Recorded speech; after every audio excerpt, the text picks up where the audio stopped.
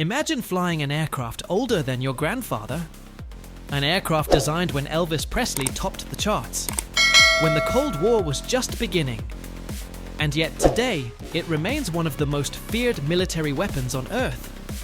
This is the story of the B-52 Stratofortress, a bomber so powerful, so adaptable, and so deadly, that military planners expect it to remain in service for nearly a century. Think about that. Pilots today are flying aircraft that first entered service before many countries even had modern air forces. But why? Why has the B-52 survived while countless newer bombers have disappeared? And what makes enemy commanders fear this aircraft more than ever? Because hidden beneath its aging exterior lies a terrifying secret that has allowed the B-52 to dominate global strategy for generations.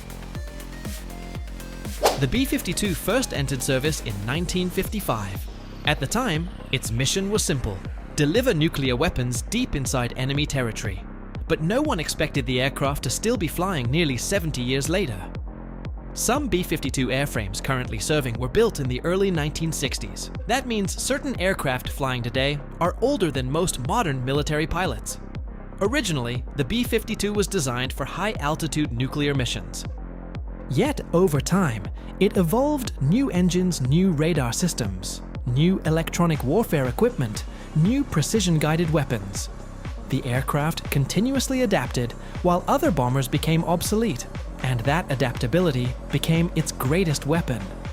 But surviving for decades wasn't easy, because the B-52 faced a challenge that nearly ended its career forever. By the late Cold War, military technology changed dramatically.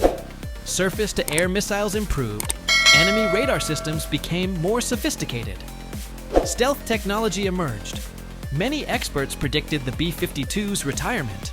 After all, how could such an enormous bomber survive modern warfare?